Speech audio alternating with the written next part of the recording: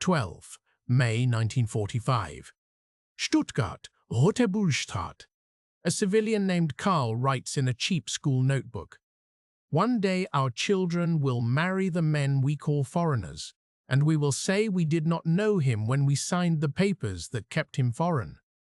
It is a dangerous sentence. It says more than men are ready to admit while their city still smokes. It is treason to a mood. It could be an admission. It could be a forecast. It could be a way to live with tomorrow. He folds the page. He does not show it to anyone.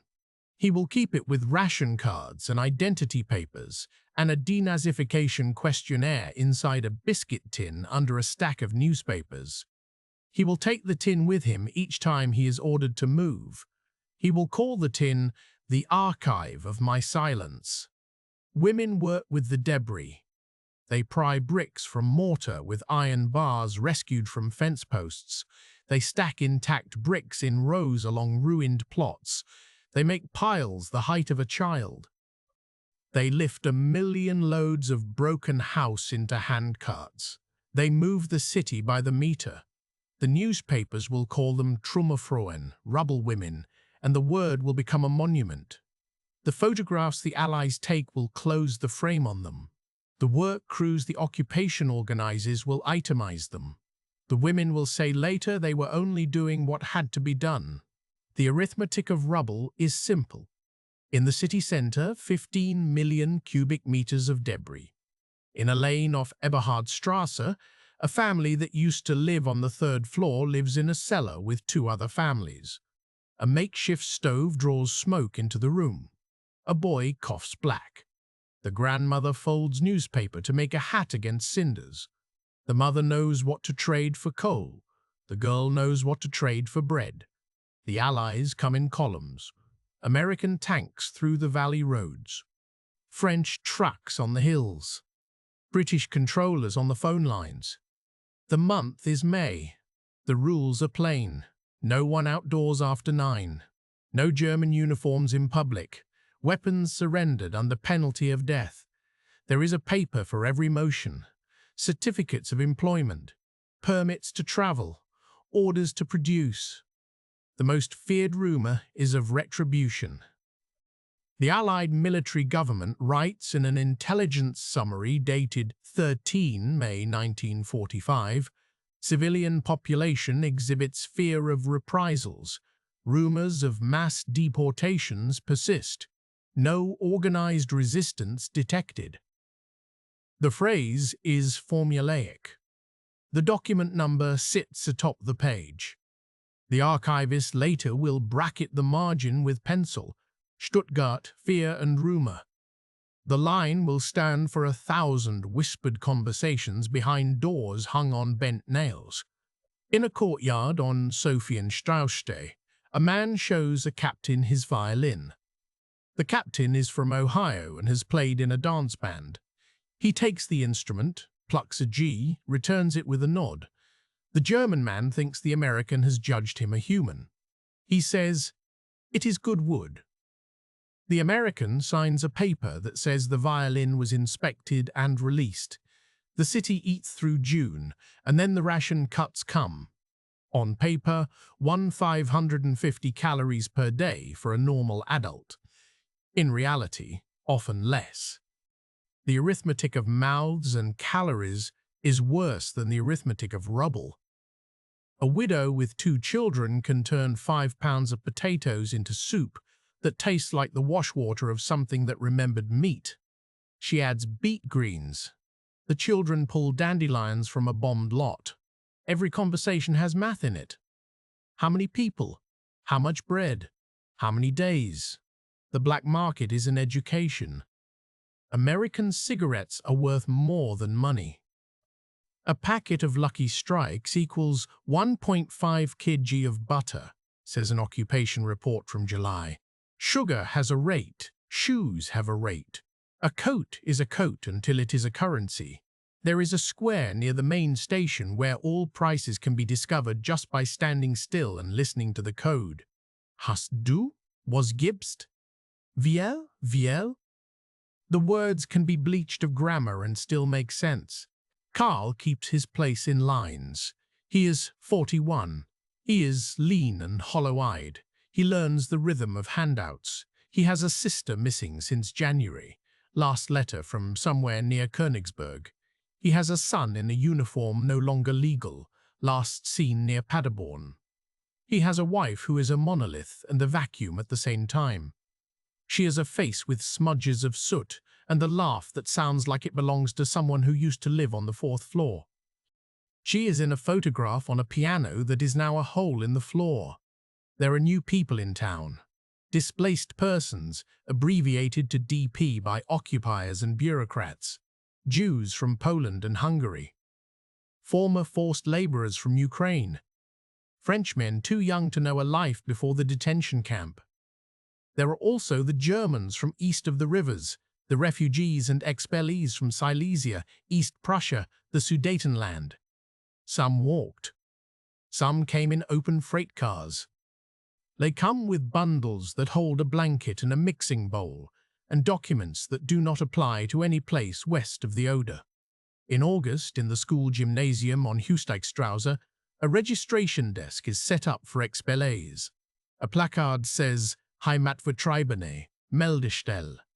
A clerk in a grey suit writes a name, and then the name of a village that no longer belongs to the country the family has entered. Kossel, Oppelnen, Allenstein. He asks who died, who is missing, who hopes to find someone. He writes the number of chairs the family needs, the number of blankets. The arithmetic of provisioning is a ledger of loss.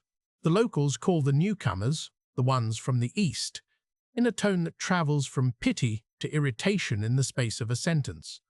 A war widow from the West shop complains, they get apartments before us. The expellee says, there are 7 of us in one room. Both statements can be true and still be part of a conflict. The police note in a report in October, multiple disturbances related to housing allocation, resentment rising among natives. The word natives in German is Einheimische.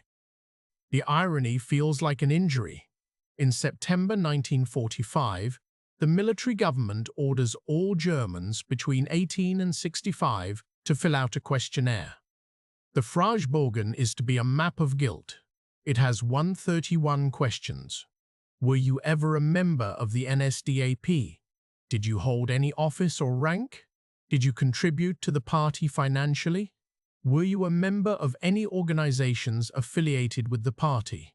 List all your places of residence from 1933 to 1945. It is invasive.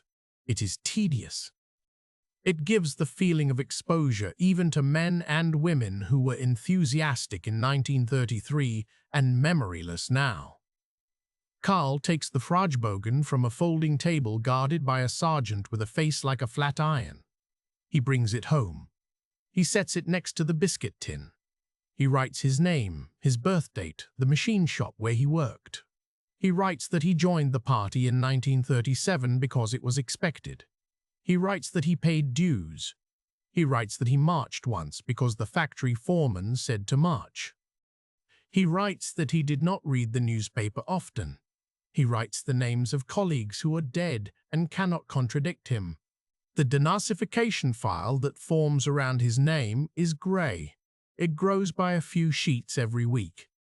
It includes a Form Blatt 1 with his basic details, a letter from his cousin saying he was never political, an affidavit from a neighbor that he was always decent, a note that he was once seen at a Winterhilfswerk collection station shaking a box.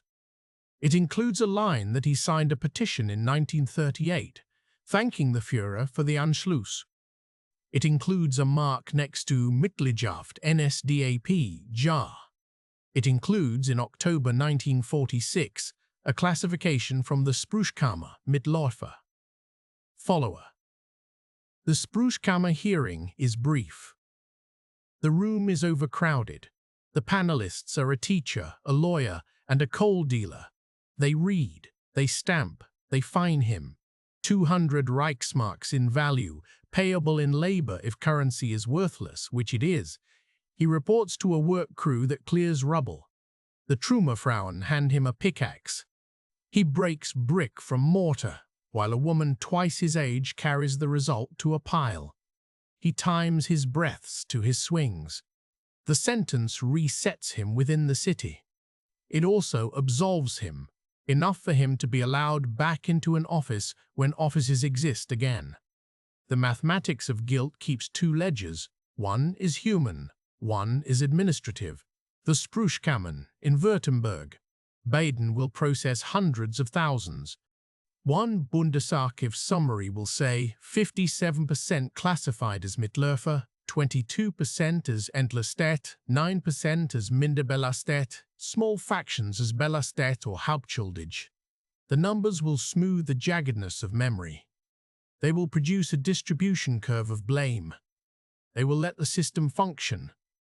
They will let someone like Karl return to a desk with a stamp pad.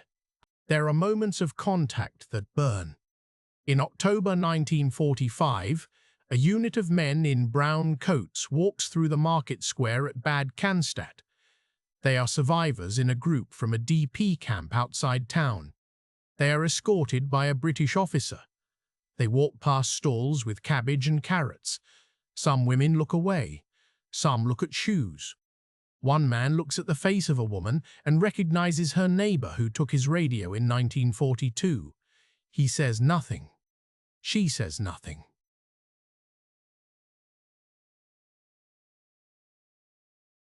A newsreel is shown at a theater. Allied soldiers stand by the doors and watch the audience watch. The film is called simply Nazi concentration camps. It shows bulldozers pushing bodies. It shows warehouses of shoes. It shows faces looking back at a camera held by a man who cannot shelter behind a viewfinder. The town hears its own sound in the silent spaces between the narrations. The next day, at the milk station, an old man says, "They show what they want to show." A young woman says, "It is all lies." Another says, "I did not know." All three statements are wrong and right in ways that cannot be adjudicated by a ration clerk. The winter of 1946–47 is hunger. The term is an official title, Hunger Winter. People shrink inside their coats. The daily allotment drops to 1,000 calories some weeks. A potato is currency. A loaf of bread is a friend. The arithmetic is lethal when combined with cold. Children get rickets. Adults get hollow. The black market becomes a parallel sovereignty. The special currency is still cigarettes. Lucky Strikes are the gold standard. Then Chesterfields, then whatever the British smoke. A U.S. Army occupation report says, cigarette consumption among German civilians and barter rates indicate near collapse of official rationing systems. The rubble is still there, but it is now sculpted. There are wagons filled with the same brick second and third times as the city decides where to pile and where to build. The rubble women have calloused hands like a map of a land without soft edges. A man in the building office has a map with tacks that mark streets now passable. He uses string to show where a tram may run by spring. His name is Trenkel. His hair is white with lime dust. He laughs when he breathes and coughs when he laughs.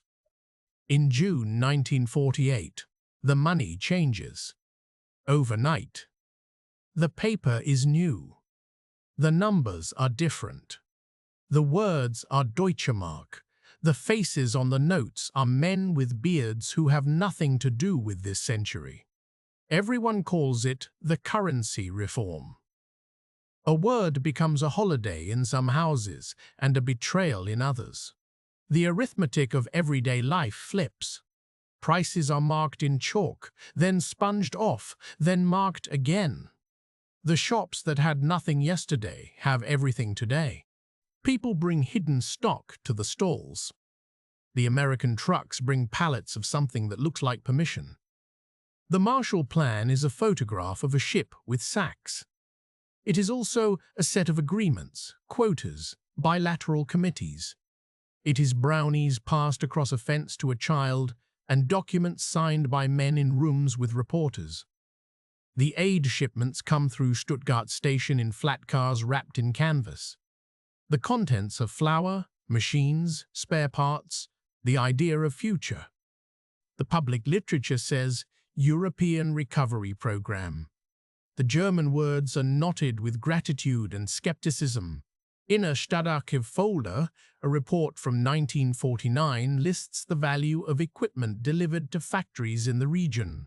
A lathe is worth a paragraph. A press is worth a page. Karl is asked if he can type. He can. He is hired in 1949 to work in a municipal office that allocates building permits and material coupons.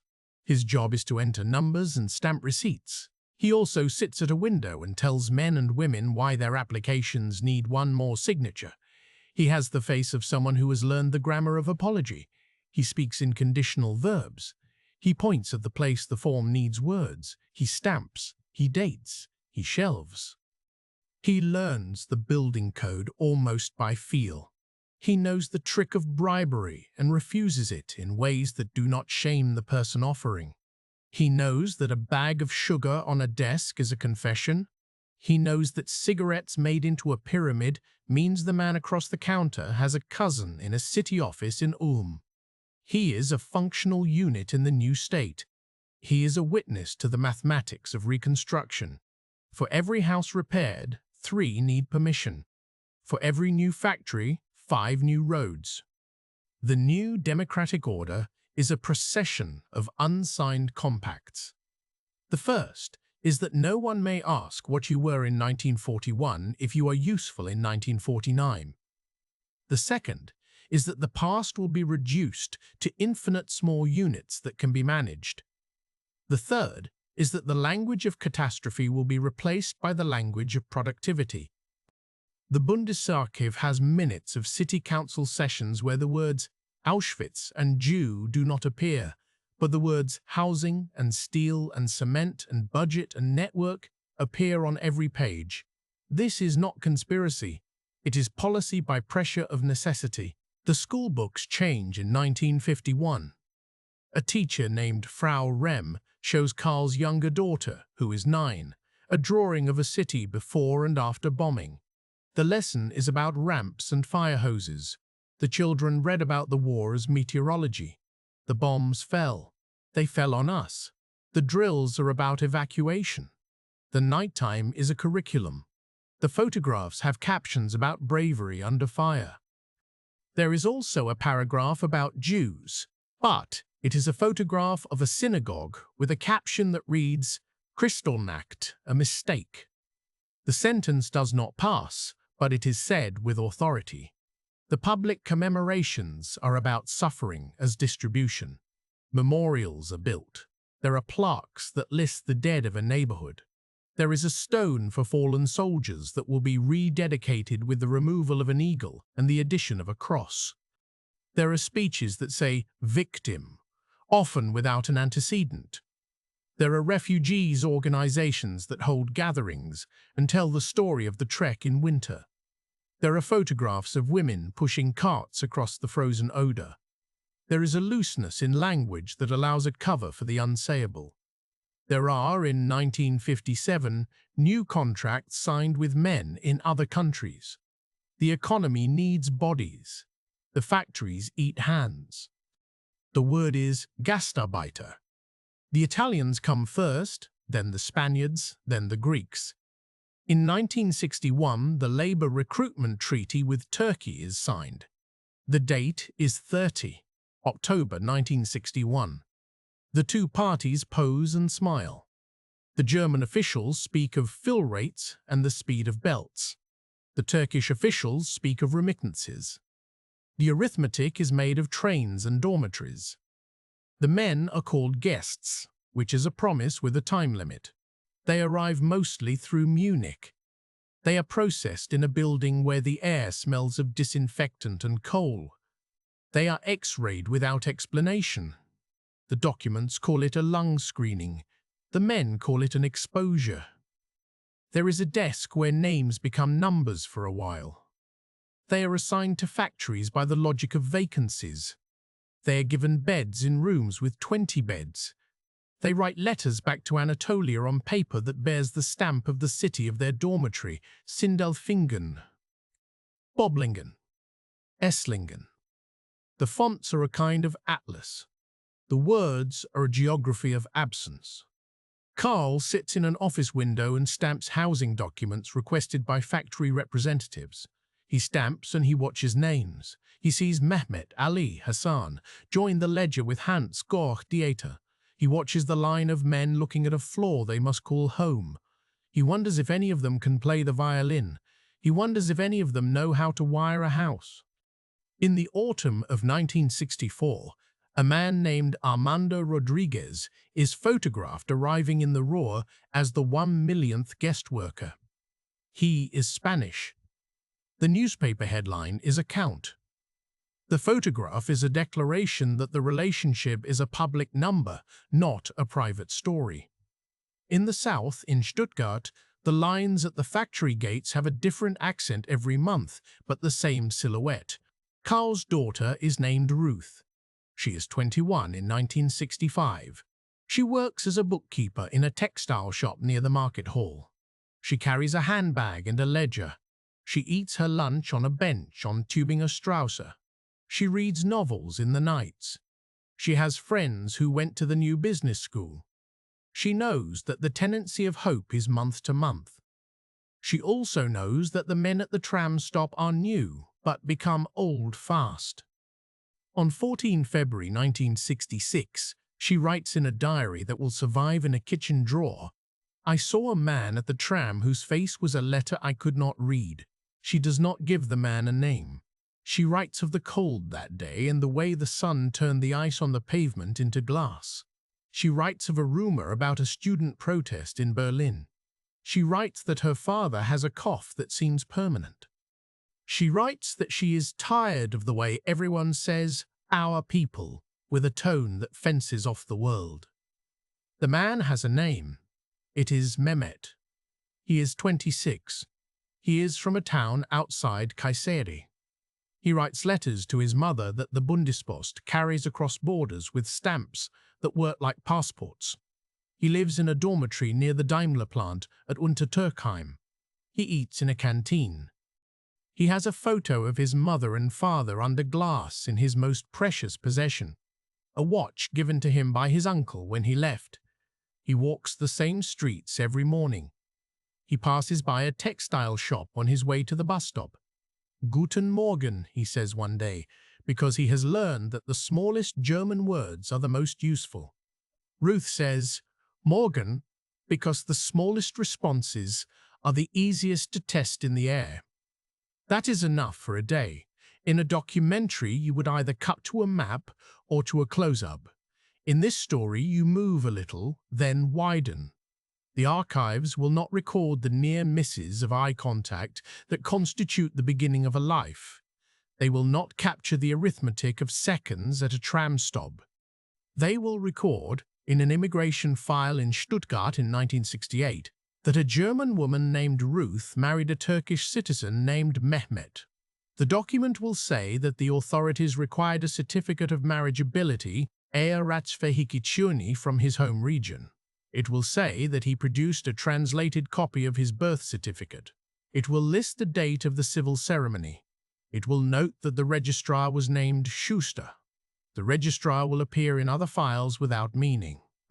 The marriage is a calculation and a defiance.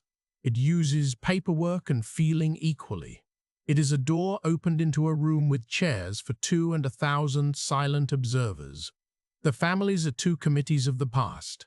Ruth's mother, who used to be a girl on the 4th floor, looks at her daughter and looks at the city and cannot assign the blame for her discomfort. Her father sits with a pencil and checks a box that reads "consented." He has made a practice of boxes. The neighbors become a survey. Question: do you approve of such marriages? Answer: it is their life. It is not natural. It is the future. It is a mistake. It is brave. It is unnecessary. The teacher from down the street who once explained the meteorology of bombing says she will regret it. The grocer says nothing and makes sure he is out with the crates when the couple enters the shop. That is a kind of comment. Karl watches a new bureaucracy form around the couple. He watches his daughter and a system shake hands. He watches the irony of a state that calls itself sovereign, fill in its blind spots with visas and exceptions. He cannot help them directly. His office is the wrong one. He can only bring to his dinner table the language that will make their path sound like a road and not like a maze. He tells Ruth, "Ask for the paragraph. Do not accept the first answer. Bring copies of everything," he adds. "Say thank you even when you do not feel it." He stamps his own day. If you widen further, you see the national numbers behind a couple.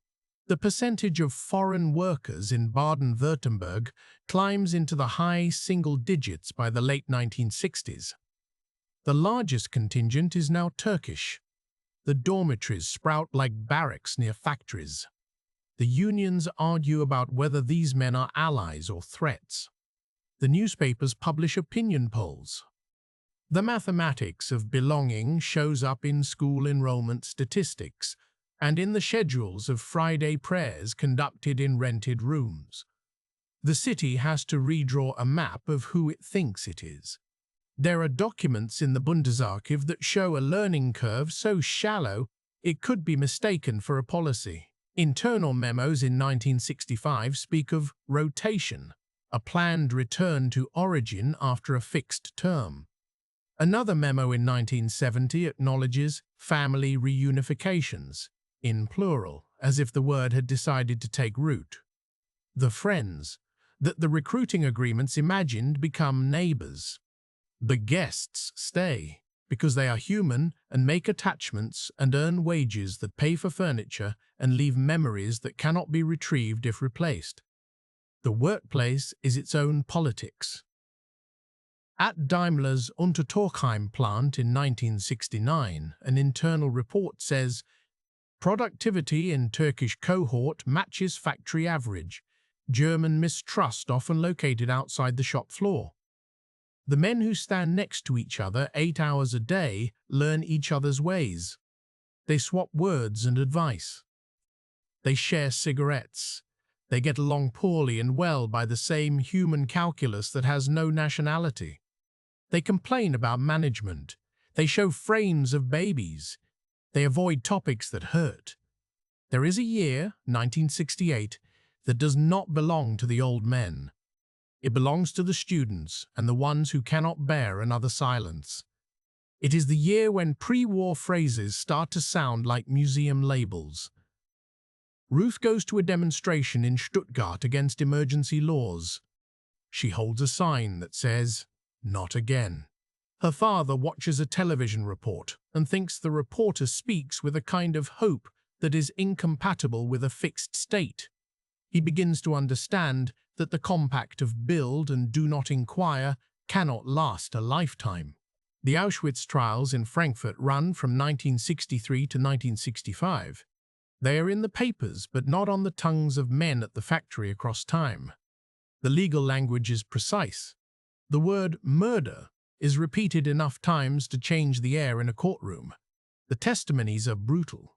Judges speak from a bench that pretends the past is a thing that can be weighed and measured. The sentences are light by any arithmetic of death. The trials nonetheless cut a groove into a generation. If a country can speak of murder abstractly and get better at it, perhaps it can also speak of love with more accuracy. It sounds sentimental, until you count the administrative obstacles to someone like Ruth saying, "I do." Children are born. Ruth and Mehmet have a son in 1970. They name him Deniz Karl because names can be acts of geometry. You can build a bridge in a baptismal register. The register has a column for religion. They fill it with a hyphen because they will negotiate that later. The midwife says, "Black hair," and laughs in surprise, as if hair had to obey borders. The nurse writes, "male," in a tidy hand. The good blanket is used. It becomes the boy's blanket forever. The 1973 oil crisis stops recruitment. The An Air Bestop is a steel door in public policy that makes exceptions for families and for specialized workers, but slams on young men with suitcases. The fear is visible in unemployment charts. The economy is still strong, the future is less so. The arithmetic in the ministries now includes the price of oil and the speed of a ship in the Persian Gulf. The factory floors learn the vocabulary of layoffs. The dormitories learn the echo of footsteps. In his office, Karl notices that in housing applications, the category Ausländer is less a column to be checked than a layer of dust that covers every surface. He removes it where he can. He wipes.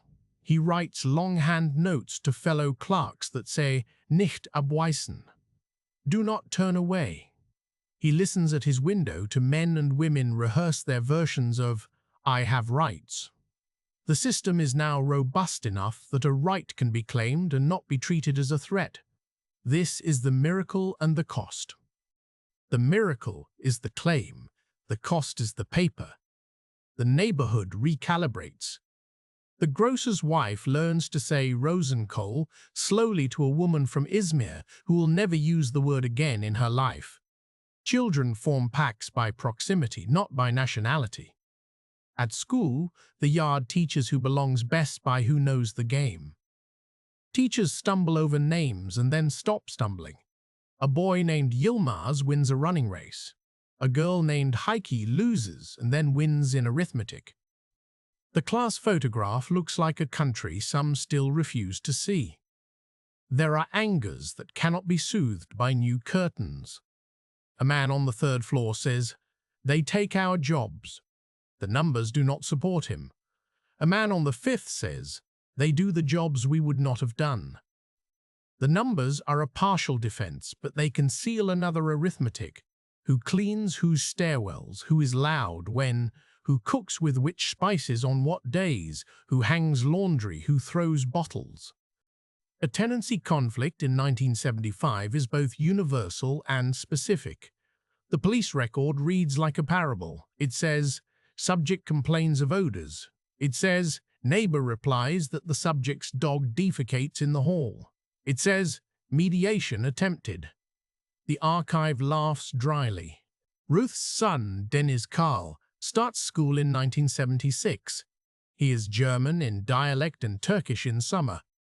He visits his grandparents in Kayseri with his parents one year. He sees a landscape that explains the forearms of men in Stuttgart. He eats bread that tastes both like Germany and like something that was never exported. He comes back with words that his classmates do not understand. He learns to keep words like goggles for specific tasks. The law is old.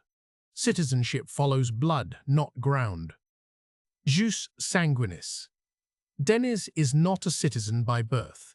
He is an Ausländer on paper, but an insider at a football pitch. The arithmetic of nationality does not match the arithmetic of belonging.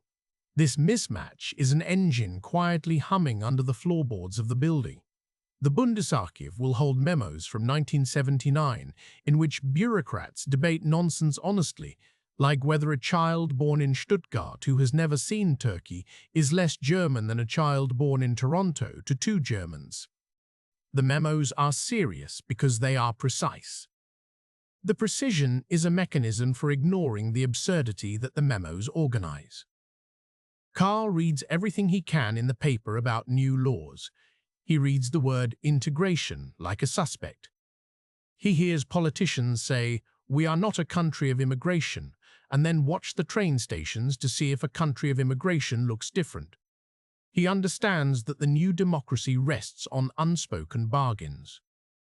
He knows that one of the bargains is that his daughter can be married to a man the paperwork still calls foreign without having to mark her door. He knows another bargain is that a man down the street can say, "It was not our fault," and no one will come to his door either. The city continues to build. The cranes become white noise. The tram schedules acquire predictability. The air clears a little. The 1970s have uglier buildings but better inside spaces. The factories hum. The unions negotiate. The politicians come to cut ribbons. The earlier blocks will be torn down and replaced by department stores. The photographs will get color. The monuments will be cleaned. The memorials will get new plaques that say more. In memory of the Jews of Stuttgart deported and murdered from this place. A sentence that could not be written in 1950 appears in bronze in 1980. The letters are a lesson in patience and shame. Denazification never ends. It becomes a template. The question is always how many forms are needed to place a burden on a life and how many to remove it. In Karl's generation, the forms were designed to measure guilt. In his daughter's generation, the forms are designed to measure belonging. In both cases, the state tries to be scientific about a moral problem. The failure is helpful. It requires the human being on both sides of a counter to step into the gap. The contact with victims never ends either, but it changes shape. Ruth takes her son in 1981 to a lecture by a woman who survived a camp. The woman has numbers on her arm. She speaks to a class that listens because it has been taught how to. The teacher has a different book list. The words, "we did not know," now sound like a diagnosis, not a defense. The boy asks his mother if Grandpa did bad things. She says, "He worked." He worked in a time of bad things. It is an answer that will be criticized and defended in subsequent debates about public memory. It is also how families stay intact. The families of men like Mehmet get bigger. The weddings are a row of faces with 2 languages and 1 set of gestures. The funerals are a cluster of sadnesses that negotiate ritual. A grandfather dies. The imam speaks. The pastor speaks. They nod at each other in a 1-millimeter bow. The burial is plain. A man named Hans from across the landing carries a shovel. A man named Ali carries the other shovel. The mother who made the soup in 1946 is now grand. She watches men she did not expect to share a grave of ritual share it. She wraps a scarf around her head in the cold and does not make a speech. In 1983, Karl is 79. He is a small man with a cough that settled in 1947 and never left. He has the biscuit tin. He has the Fragebogen. He has the photo of his son who did not come back. He has the ledger of the building office he did not keep but remembers. He has a television that shows a country he believes is real and a country he suspects is temporary. He has the notebook where he wrote in May 1945 the sentence about marriage and foreigners. He reads it once a year. He adds another page in a hand that got smaller. He writes, "I thought the danger would come from guns. It came from papers. You could not speak certain things in 1945 because a word could put you among enemies. You could not speak certain other things in 1955 because a word could remove your job. You cannot speak certain things now because a word can make you monstrous. The democracy is a yard we sweep each day, and the dust is the past. We eat on that yard. We marry on that yard." He writes, "The mathematics of our life in this city is a ledger I could never quite balance. In the years after the war, I counted calories and meters of brick and the number of times you had to say Heil to get into a meeting. Then I counted forms and stamps and the number of chairs in rooms where decisions were made without speaking the decisions. Then I counted the laws that were supposed to turn guests into neighbors. Then I stopped counting because the numbers got into the children and came out in different shapes." He writes a specific entry about a day in 1968 when a man came to his office with a hat in his hands and a letter from the factory that said he could bring his wife. The phrase family reunification had only just begun to appear in memos. The man at the desk opposite to Karl said, "No." He said it as a default. He said it because the paragraph on the document did not match the paragraph in the law. He said it because the shape of his day did not include surprises. Karl took the paper and said, "Wait." He found the clause. He wrote a reference. He used his stamp. "Come back Tuesday," he said. The man came back Tuesday. He had the hat and the letter and something else, a face less afraid. The wife came 3 months later. She hung.